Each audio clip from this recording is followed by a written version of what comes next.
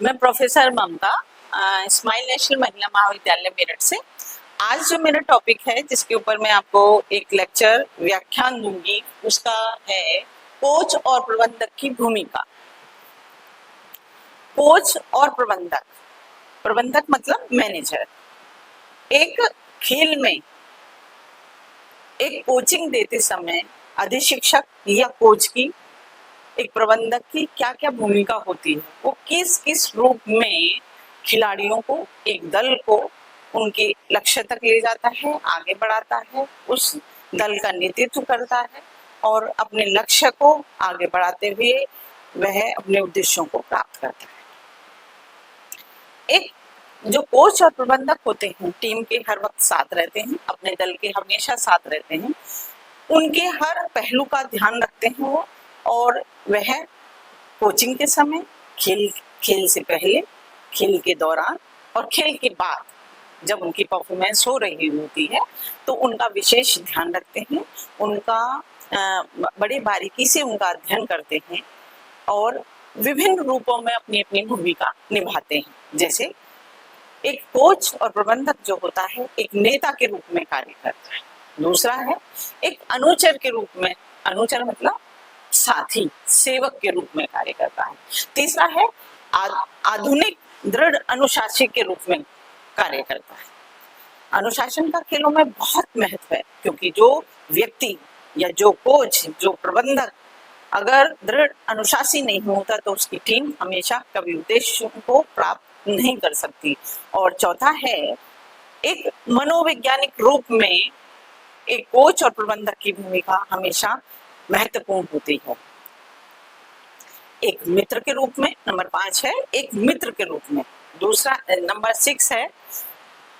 उपदेशक के रूप में। उपदेश में हमेशा नैतिक शिक्षा मिलती है, नैतिक मूल्यों की बात होती है। एक कहानी के माध्यम से खिलाड़ियों को अग्रसारित किया जाता है, उनको प्रेरित किया जाता है। एक होती है मार्गदर्शक के रूप में, हमेशा जो कोच और प्रबंधक टीम का मार्गदर्शन करता है और विभिन्न स्तरों पर उसका टीम को जीतने की प्रेरणा देता है। और है एक दार्शनिक रूप में, जो दार्शनिक होता है वो हमेशा आगे बढ़ने के लिए कहता है और वो भी आगे बढ़ने के साथ ही साथ उस टीम की मूल्य जो होते हैं उनको उन खिलाड़ियों के अंदर भरता है। और सबसे आखिर में है कि एक जो कोच और प्रबंधक जो होता है वो एक डाइटिशियन के रूप में, एक जो संतुलित आहार के रूप में खिलाड़ियों को मैच के पहले, मैच के बाद, मैच के दौरान, अपने 1-2 घंटे पहले जो भी मैच हो रहे होते हैं, जो स्किल्स हो रहे होते हैं, उनमें अगर परफॉर्मेंस अच्छी दिखानी तो क्या और कब और कितना खाना है, इस बात के लिए उनको सब बताते रहते हैं। तो सबसे नंबर 1 की बात करते हैं हम नेता के रूप में। अधिशिक्षक जो होता है और एक प्रबंधक जो होता है, खिलाड़ियों को एक नेता के रूप में अपनी भूमिका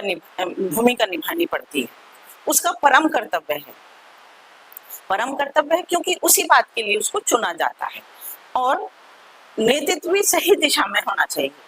नहीं सही दिशा में नहीं होगा तो खिलाड़ी क्या है, भटक जाते हैं और अपने उद्देश्य से लक्ष्यहीन हो जाते हैं। खिलाड़ियों का नेतृत्व करते उसे स्पर्धा के लिए तैयार करना और उसे प्रेरित करना, और अधिशिक्षक जो के दल के जो सभी खिलाड़ी उनकी भावनाओं को देखकर, सारी जो टीम के जो खिलाड़ी होते हैं उनकी भावनाओं को देखकर उन्हें एकजुट होने की प्रेरणा भी देना, ये भी अधिशिक्षक और मैनेजर का काम होता है। और एक अधिशिक्षक नेता के रूप में खिलाड़ियों को अपने उचित प्रदर्शन, अच्छे प्रदर्शन के लिए हमेशा प्रेरित उसे करना चाहिए, उसे युक्तियां देनी चाहिए, उसे टेक्निक बतानी चाहिए कि इस टाइम पर आपको इस तरह खेलना है। अगर अपोजिशन अगर आप पर हावी हो रहा है या विरोधी टीम आप पर अगर इस तरह का दबाव दे रही है तो किस तरह का उन्हें वो टेक्निक बारीकी सिखानी चाहिए, वो भी एक कोच और अधिशिक्षक को। नेतृत्व करके अच्छा प्रदर्शन की प्रेरणा उसके दिमाग में हमेशा रहनी चाहिए कि जिस दल का वो नेता है वो हमेशा आगे की ओर उन्हें प्रेरित करे। दूसरा है अनुचर के रूप में। अनुचर का मतलब है एक सेवक के रूप में। जो टीम का जो एक टीम होती है वो सालों साल उसके अंडर में कोचिंग लेती है, क्योंकि यदि शिक्षक कोचिंग देता है, प्रबंधक मैनेजर जो होता है उसका मैनेजमेंट करता है उसको, और जो खिलाड़ियों को सेवक के रूप में कार्य करता है। जो कोच और मैनेजर है सेवक के रूप में कार्य करता है। सेवा करना प्रमुख कार्य है उसका, क्योंकि यदि हम कोचिंग के दौरान अधिक से अधिक समय उन खिलाड़ियों का उनके साथ बीतता है, मैनेजर और कोच के साथ, अगर ऐसी दशा में उनका सेवक बनकर नहीं रहेंगे तो जो खिलाड़ी हैं उनमें कोऑर्डिनेशन नहीं हो पाता, और खिलाड़ियों को खेल के प्रति अच्छी भावना जागृत करनी चाहिए। क्योंकि कभी कभी आपने देखा है कि रेसलिंग और उसमें बॉक्सिंग में प्लेयर के मुंह पे मतलब बाउट हो रही होती है, तो उस दौरान उसके हार रहा होता है तो जो कोच मैनेजर टाइम आउट लेते हैं और उसे बैठने के लिए कहते हैं। उसके बाद उसके हाथ पैरों को उसको मसाज करते हैं, उसे टेक्निक देते हैं, उसे संभावना देते हैं, उसे अच्छे खेलने की प्रेरणा देते हैं ताकि वो अच्छा खेल सके और अपने मैच को पुनः मैच में या उस अपनी बाउट में वापस आ सके। कभी कभी माइनर से गलती के बाद आखिरी टाइम पर खिलाड़ी हार जाता है, तो ये एक कोच और एक कोच मतलब अधिशिक्षक मैनेजर की भूमिका सेवक के रूप में होनी चाहिए। नंबर तीसरा पॉइंट है आधुनिक दृढ़ अनुशासी। दृढ़ अनुशासी मतलब अडिग। अगर हमें खेल में ट्रेनिंग के दौरान 5 बजे उठकर अगर हमें 3000 किलोमीटर या ट्रैक के 10 राउंड मारने हैं तो वो मारने ही है। इससे पहले क्या होना चाहिए, कोच और मैनेजर को ही पहले कोच मतलब ट्रेनिंग पर हमेशा ग्राउंड पर होना मौजूद है। खिलाड़ी सामने से आ रहे हैं लेकिन उनके कोच और मैनेजर अगर सामने नहीं खड़े होंगे तो वो दृढ़ अनुशासित टीम नहीं बना सकते और ना ही आगे बढ़ सकते, ना ही उस शेड्यूल को जो फॉलो कर रहे हैं अपने लक्ष्य की प्राप्ति के लिए, ना उसको वो प्राप्त कर सकते। क्योंकि अगर दृढ़ अनुशासी नहीं होंगे तो जो खिलाड़ी हैं टीम के, जो दल है आपका, वो क्या होता है, वो जो है उस पर नियंत्रण हट जाता है, उस पर कंट्रोल नहीं हो पाता, जिससे वो ट्रेनिंग जो कर रहे होते हैं उसमें अपनी स्वेच्छा नहीं दिखाते हैं। अगर कोच और मैनेजर दृढ़ अनुशासी होंगे मतलब अपने समय के पाबंद होंगे, पंचुअल होंगे, तो ऑटोमेटिक ही उस टीम के सभी खिलाड़ी दृढ़ अनुशासी हो जाएंगे और अपने कोचिंग में स्वेच्छा से उस मैदान पर आएंगे। सुबह और शाम का जो रूटीन है वो फॉलो कर रहे हैं वो भी कर पाएंगे। खिलाड़ी अपने प्रशिक्षण के दौरान तभी सफल हो सकता है तब सारे लोग मिलकर पंचुअल हो, दृढ़ अनुशासी हो, और जो कोच का काम होता है हमेशा वो क्या होता है, टीम को सही समय पर सही दिशा दिखाने में और सही समय पर सही ट्रेनिंग की युक्तियां टेक्निक बताना। क्योंकि मान लो अगर हमारा 6 महीने की ट्रेनिंग है, 6 महीने में 2 महीने के बाद अगर हमें जिन ट्रेनिंग सिद्धांतों को अपनाना चाहिए अगर हमने वो नहीं बनाए तो हम अपनी ट्रेनिंग में अनुशासन जो नहीं है वो अपना नहीं रहेंगे। इसलिए हम मैच जीतने या अपने जो 4 साल बाद, 2 साल बाद या 1 साल बाद अपना जो उद्देश्य है या टीम का जो एक फोकस है कि हम ये वर्ल्ड कप या हमारा ये टूर्नामेंट है हम उसको जीत लेंगे, तो ये हो नहीं सकता। क्योंकि जो खिलाड़ी हैं उन पर कंट्रोल होना बहुत जरूरी है। अनुशासन होने के कारण प्रशिक्षण कार्य भी अच्छे तरीके से चलता है और अच्छा अपने उद्देश्यों को वो जल्दी ही हासिल कर लेते हैं। एक है कि जो मनोवैज्ञानिक के रूप में एक जो पूरी टीम होती है 16 किसी में जैसे टीम में जो है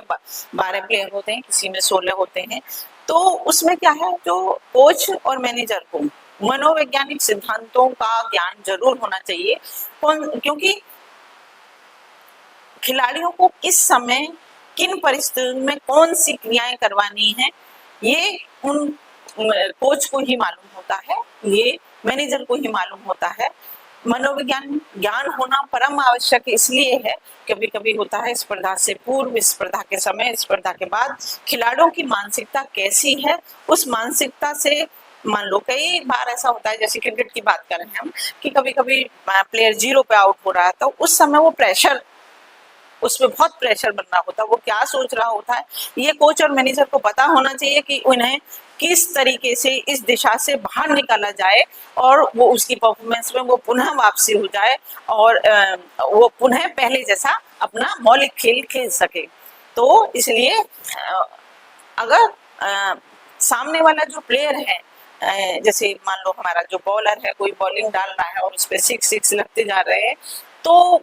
एक मनोवैज्ञानिक रूप से इस बात का कोच को जरूर पता होना चाहिए कि अगर उसकी पहुंच से बाहर बॉल अगर बाहर डाली जाएगी तो उतनी अच्छी, जिन अच्छी बॉलों को वो खेल नहीं पाता, जिस दिशा में अच्छी बॉलों को नहीं खेल पाता, बॉल वहां डालनी चाहिए। तो ये होता है मनोवैज्ञानिक रूप से ज्ञान का होना आवश्यक है कोच और मैनेजर के लिए। एक मित्र के रूप में जब एक कोच और मैनेजर एक दल का दल को कोचिंग दे रहे होते हैं, तो एक फ्रेंड के रूप में होते हैं, क्योंकि वो ट्रेनिंग के पहले, ट्रेनिंग के बीच में, ट्रेनिंग के बाद, जहां मैच हो रहा होता है, हर समय उनके साथ रहते हैं। तो फ्रेंड एक दोस्त के रूप में उनकी भूमिका होनी बहुत जरूरी है, क्योंकि महिला के साथ अगर महिला कोच है तो वो वहाँ कंफर्ट होती हैं, और पुरुष के साथ अगर पुरुष है तो वो वहाँ ज्यादा कंफर्ट होते हैं, जिसमें क्या होता है, मैत्री की भावना, सौहार्द की भावना, हार्मनी की जो भावना होती है वो ज्यादा दोनों में पनपती है और वो अपनी स्किल्स को अच्छे से समझ पाते हैं। अगर जो खिलाड़ी प्रेशर में होते हैं, जब किसी दबाव को मान रहे होते हैं, तो कभी कभी ये होता है कि अगर फ्रेंड के रूप में कोचिंग की जो टेक्निक है समझ नहीं आ रही है, तो खिलाड़ी उनको पूछ नहीं पाता, उनसे बेझिझक होकर उनके साथ बात नहीं कर पाता, क्योंकि अपनी कमजोरी को कोच से कहना और उसको, उस कोच जो होता है उस कमजोरी को प्लस पॉइंट में बदलना, उसको उसकी ताकत बनाना, यही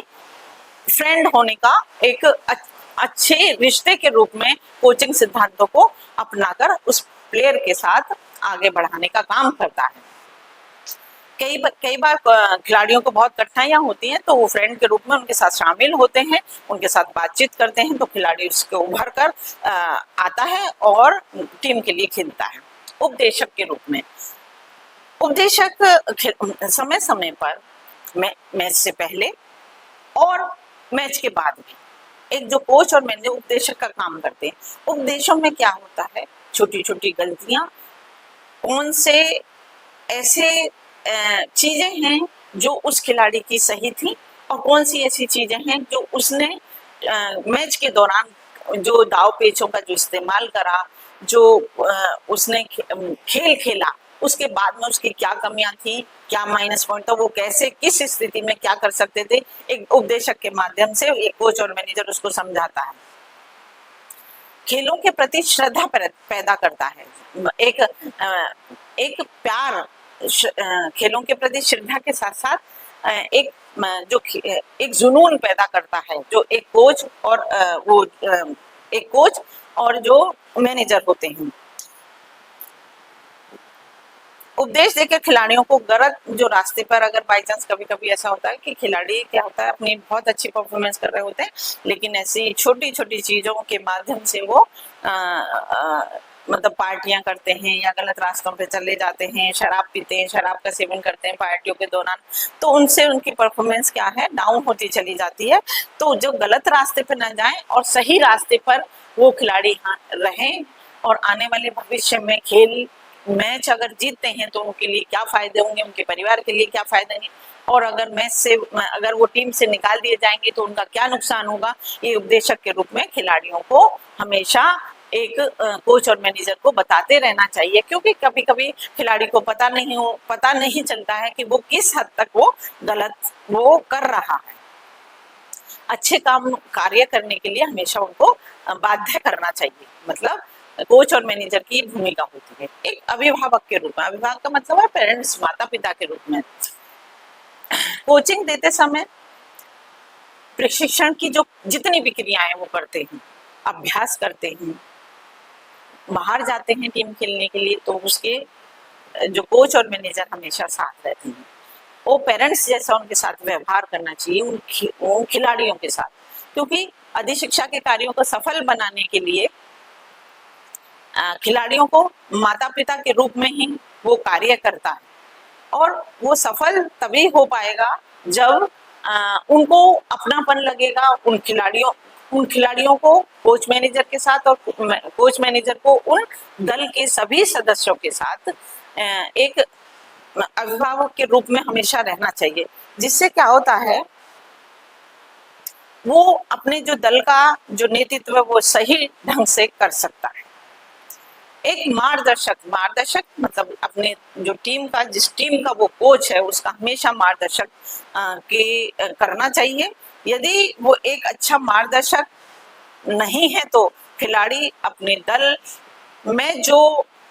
सभी सदस्य हैं वो जो कोचिंग कर रहे हैं उसमें अरुचि दिखाएंगे, उसको कोऑर्डिनेशन उनका बिगड़ जाएगा, और जो सहयोग की बात हमेशा एक टीम के लिए होती है कि टीम में अगर आपसी कोऑर्डिनेशन अच्छा है और वो मैच जीत जाती है, तो एक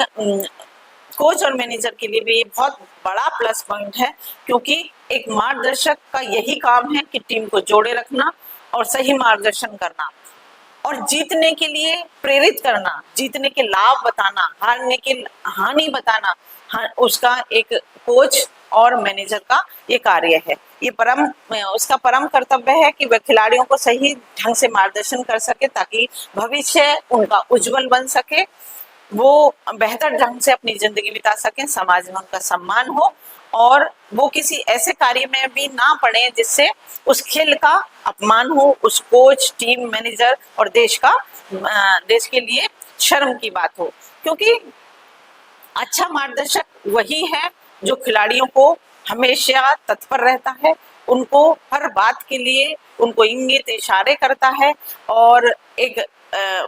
मार्गदर्शक की अच्छी भूमिका निभाता है। एक दार्शनिक के तौर पर अगर दार्शनिक की बात करी जाए तो खिलाड़ियों के साथ एक दार्शनिक की भूमिका जरूर निभानी चाहिए। दार्शनिक की भूमिका अलग महत्व रखती है कि अगर हम किसी दार्शनिक के तत्वों की अगर बात ना करें, खिलाड़ी को उसमें शामिल ना करें, उसके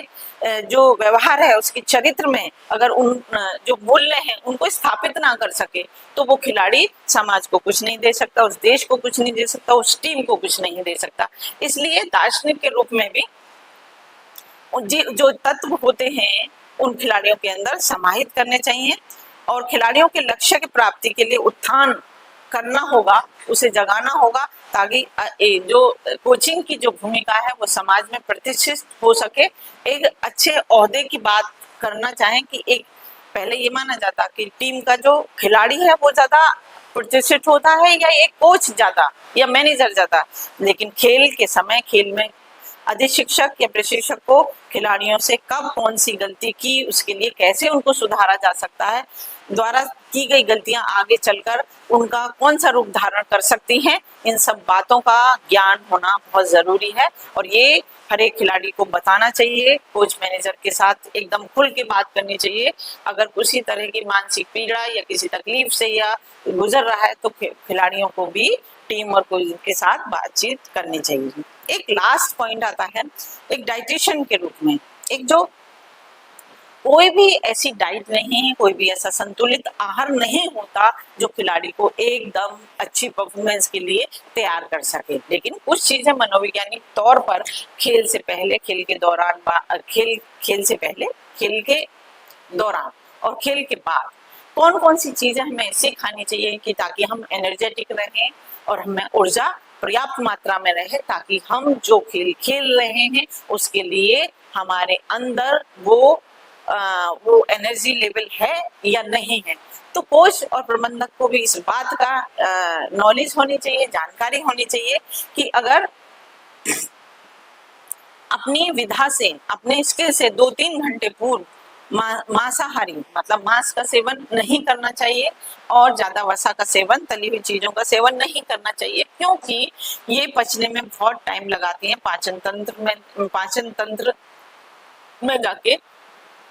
जो धीरे धीरे पचती हैं और हमें एनर्जी भी हमें देर से ही देंगी। और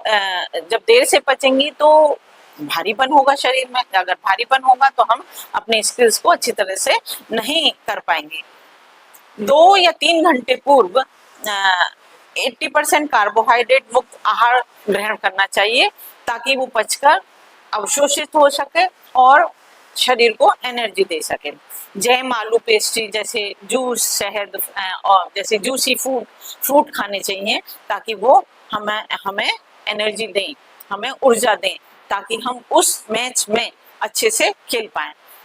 प्रतियोगिता के दिन कभी भी लाल मिर्च नहीं खाने चाहिए, गैस वाली चीज जिससे गैस बनती हो, जैसे बंद गोभी, फूल गोभी आदि का सेवन नहीं करना चाहिए। लाल मिर्च का तो बिल्कुल भी नहीं सेवन करना चाहिए। और प्रतियोगिता के दौरान जो 500 लीटर पानी का ही सेवन तक करना उचित है। और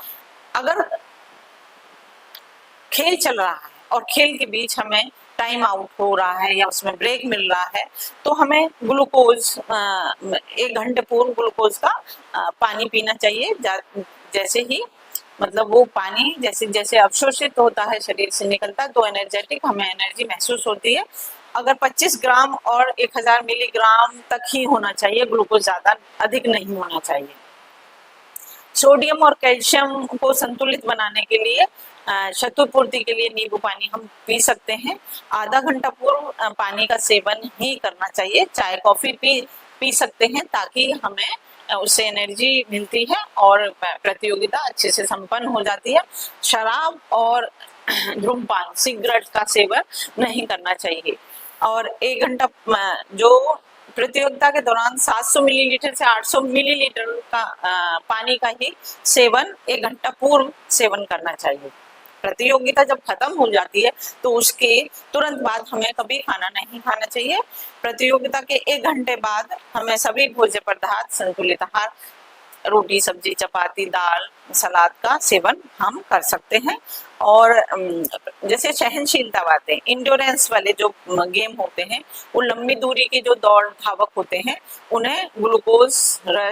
और फलों का रस और पेय पदार्थ आदि का सेवन करना उचित है। प्रतियोगिता के तुरंत बाद भारी आहार का कभी सेवन नहीं करना चाहिए, वो लाभदायक नहीं होता है। और 1 महीने पूर्व ग्लाइकोजन की जो मात्रा है वो खिलाड़ी को ज्यादा लेनी चाहिए, क्योंकि प्रतियोगिता के लिए वो अपने शरीर में ग्लाइकोजन एकत्र करता रहता है, तो उसकी एनर्जी लेवल प्रतियोगिता के टाइम ज्यादा अच्छी रहेगी। आज का ये टॉपिक यहीं खत्म होता है। Thank you so much.